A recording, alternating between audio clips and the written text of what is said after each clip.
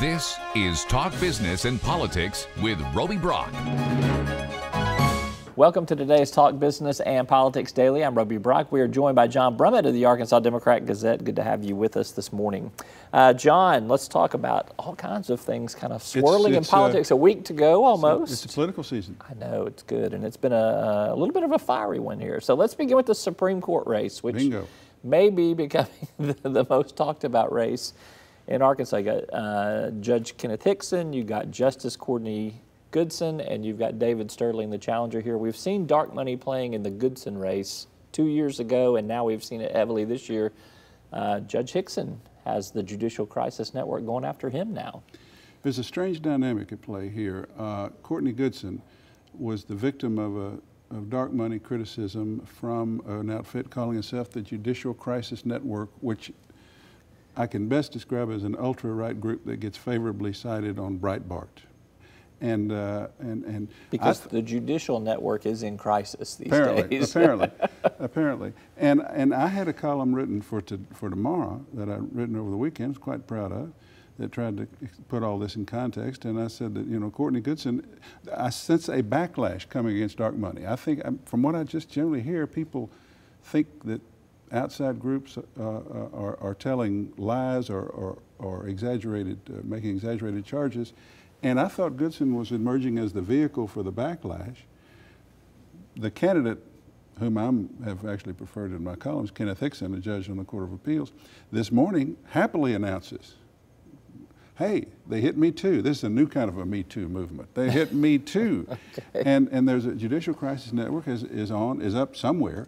I've only seen a digital presentation of it with a link, with an ad finding some old case that he ruled on as a Court of Appeals judge in which a criminal conviction involving a crime against a child was overturned, citing a judge using a technicality, has a child running away from a menacing-looking gentleman. And Hickson is out with news releases decrying that, and what that seems to say, among other things, is that this ultra-right conservative Judicial Crisis Network, the one it wants is the one they haven't attacked, meaning David Sterling, who you might remember was a conservative alternative to the very conservative Leslie Rutledge in the Republican Attorney General's primary 2 years ago. So 4 years ago. 4 years ago. And she was the victim of Judicial Crisis Network advertising. I think Judicial Crisis Network tried to say she was tied to Barack Obama, which is utterly laughable. Now, it will be interesting to see, does the Arkansas electorate, particularly in a judge's race where they don't know a lot of issues, do they remain pliable to these kinds of attacks? Well, there's an old school of thought that if you get hit this viciously, smeared this much, it works. Or is there indeed a backlash? And will the backlash sort of spread itself among the other two alternatives, and will it harm Sterling?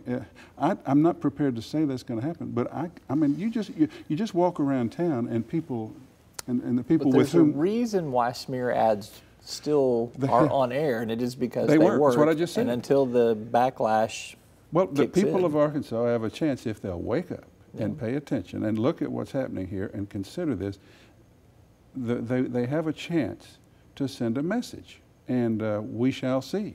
And these, Courtney Goodson, I've criticized her a lot, but this ad manages to find bases on which not to criticize her, and criticizes her, and then to say that the old tactic of finding a judge's ruling in which there was a legal argument necessitating an overturning of a criminal conviction, and then accuse that judge of turning, it's a Willie Horton type thing. Yeah.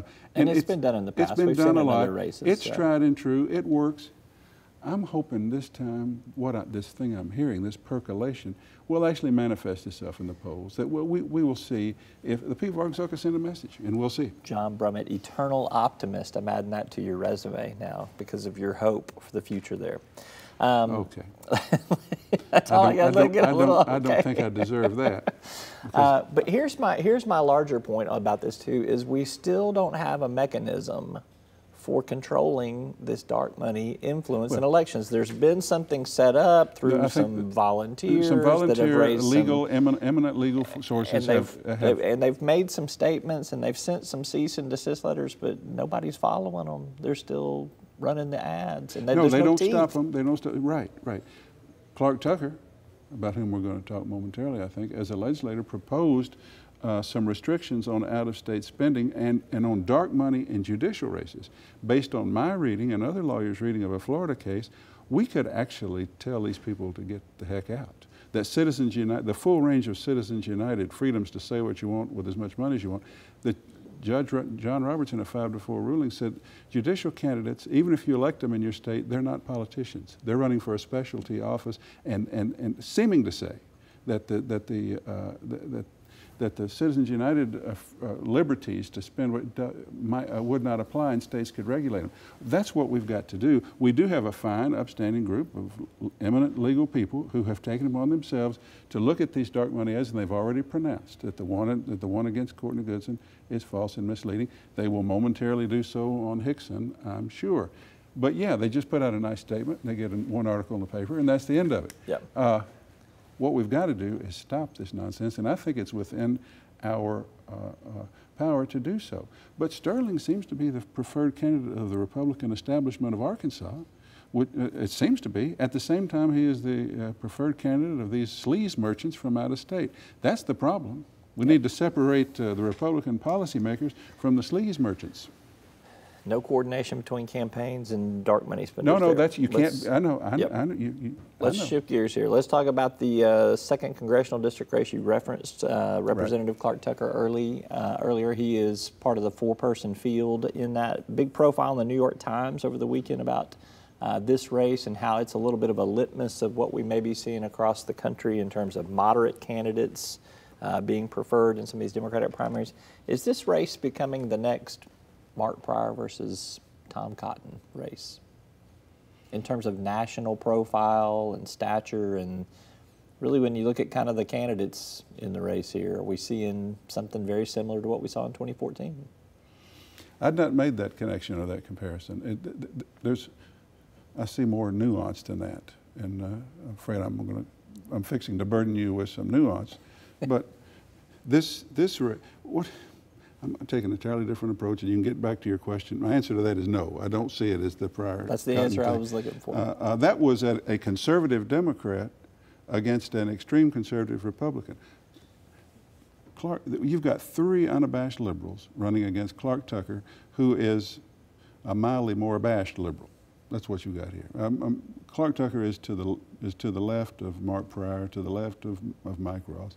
Clark Tucker is for a public option in our, isn't he? A public option Medicare type thing available to all of us. I think he's not for Medicare for all, but he's for an increment of it. I have been trying to get somebody to make something. One more time, we'll say, of the fact that the National Democratic Congressional Campaign Committee, which is part of a Democratic apparatus in Washington, which has failed us all and is inept and worthless, in my view, by virtue of what we've got in Washington. They handpicked and put a finger on the scales to help Clark Tucker. And I thought the other candidates might be able to make something of that, because I'm old-fashioned. I think we ought to make our own decision, and the National Party shouldn't. And Spencer, in the New York Times article, Paul Spencer does. Well, I wrote about this in the middle of last week and said this is coming, and Paul Spencer thinks it may be about this matter of that very issue, and he seemed to be trying to do that. But the article comes out, and it's an entirely different tack, as I saw it was. Look here, the Democrats are getting smart down in Arkansas.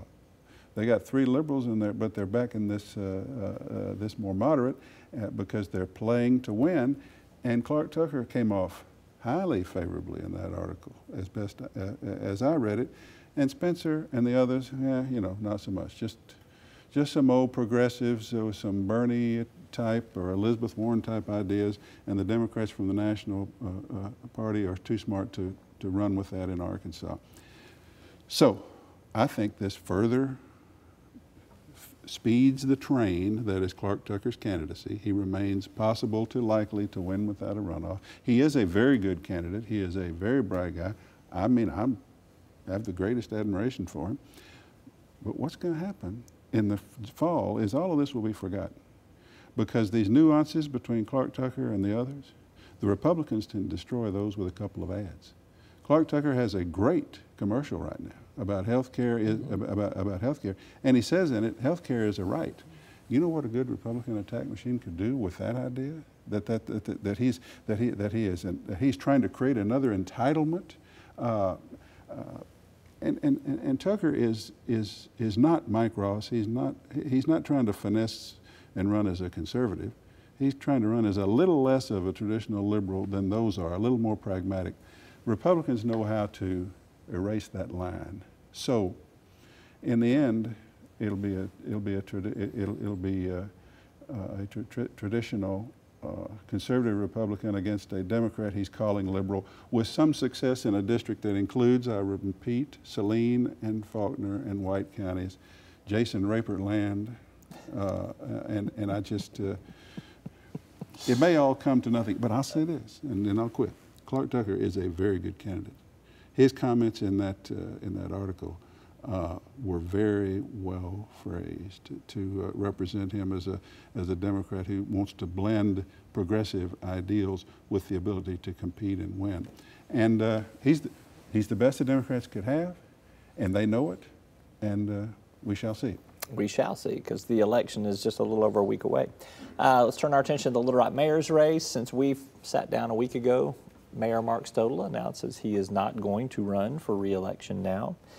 So we have Warwick Sabin, Frank Scott Jr., and there are some other people that are considering running. You've written about Baker Curris. I have seen Michael Keck, former city director, has started to quiz publicly. Current city director Dean Compuris has been mentioned. Dean Compuris is another Benny one Johnson, the minister who's long fought violence in his neighborhood, is also being mentioned as a candidate. Yeah, there's quite a few. So I guess my question to you is, does this race get more crowded? It does not remain a two-person race. I'm almost certain it doesn't remain a two-person race.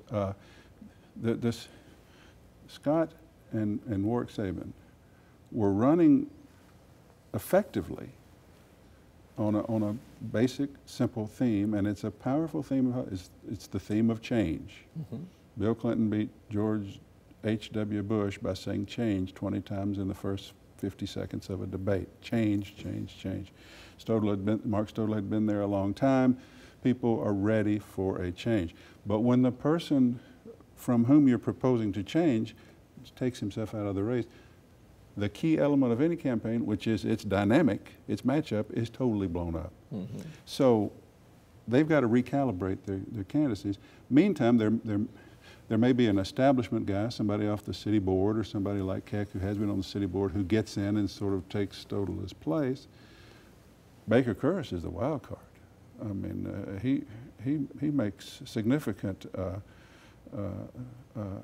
earthquake if he gets in that race. Just because of his leadership in the Little Rock School District, or does he have other, I mean, I know Baker and I think he's got other skills, but that's really what he's known for. Does he bring something else to the table? Because you're not going to solve the Little Rock School District problem as mayor of Little Rock.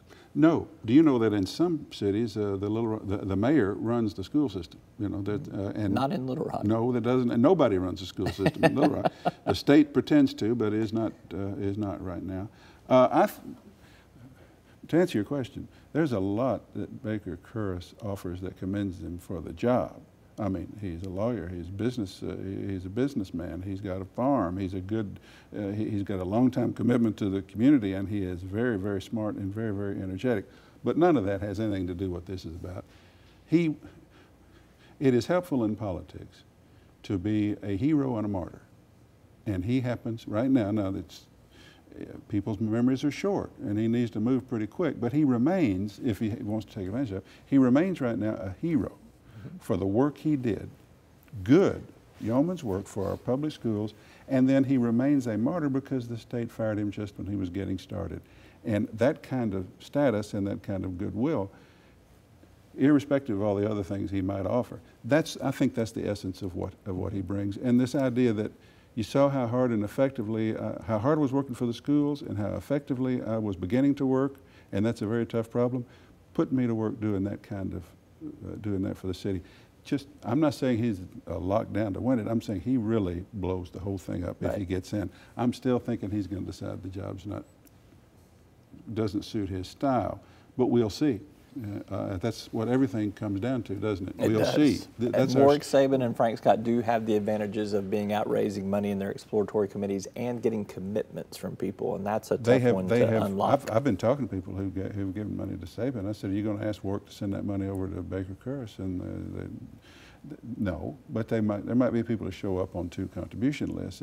But let's also this. Sabin and Scott have been out there addressing the issues. A big issue for a lot of people, not a big issue for me because I don't get the environment issue as much as other people do, but is this Interstate 30 through downtown Little? A big issue, a passionate issue. Sabin is out there as the guy who opposes it. Frank Scott for it from the Highway Commission days. Yeah. So what does Baker do on that? Yeah. And how much? Or Michael Keck or Benny Johnson or any of these other candidates. Any of them. But let's take Curtis with his hero and martyr status, which is his calling card. You become a little less of a hero and a martyr if you get in and irk people with a position you take on a big issue they feel passionately about. So politics tends to erode that kind of thing. It's this fall, the 2nd district race between French Hill and I think Clark Tucker, and this mayor's race. Those will be the things we'll be most focused on. For sure, here in Central Arkansas. All right, he's John Brummett with the Arkansas Democrat-Gazette. Catch him online, catch him in the newspaper, catch him online with us. Good to have you with us as always. You bet. All right, we'll see you next week. Okay. And that is all for today's Talk Business and Politics Daily. I'm Roby Brock. We'll see you next time. Each day, the promise of our nation begins again. Arkansas and America moving forward. I help make that promise a reality. It's not for everyone, but people everywhere depend on us. Oh, I love you too, sweetie. Trucking delivers, or everything stops. And that's what drives me. I did.